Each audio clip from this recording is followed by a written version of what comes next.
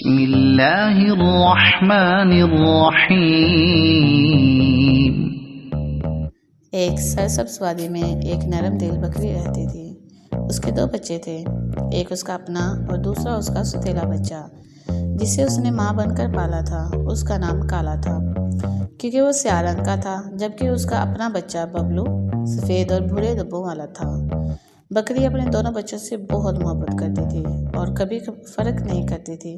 وہ دونوں کو ایک جیسا دودھ پلاتی، ان کے لیے نرم گھاس چنتی اور ان کے آرام کا پورا خیال رکھتی، مگر ببلو کو کبھی کبھار یہ محسوس ہوتا کہ اس کی ماں کالا کو زیادہ پیار دیتی ہے۔ ایک دن بکری نے اپنے بچوں سے کہا، بیٹا آج میں کچھ خاص چارہ لینے جا رہی ہوں، تم دونوں یہاں ایک ساتھ رہنا اور کسی اجنبی پر بھروسہ نہ کرنا۔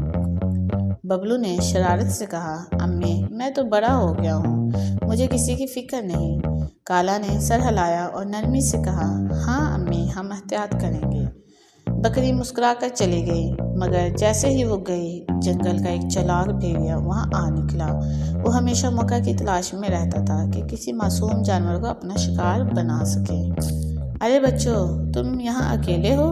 میں تمہاری ماں کا دوست ہوں، مجھے اس نے بھیجا ہے کہ تمہیں مزیدار سبز گھاس دوں۔ بھیڑیا نرمی سے بولا۔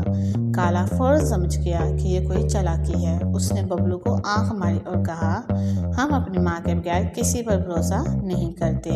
ببلو مگر ضدی تھا، شاید یہ سچ کہہ رہا ہے، چلو دیکھتے ہیں۔ کالا نے روکنے کی بہت کوشش کی، مگر ببلو بھیڑیے کے قریب چلا گیا۔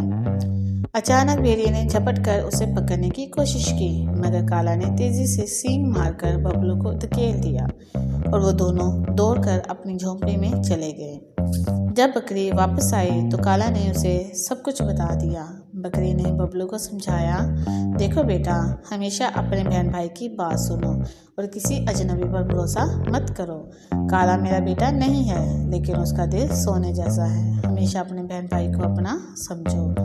ببلو کو اپنی غلطی کا احساس ہوا اور اس نے کالا کو گلے لگا لیا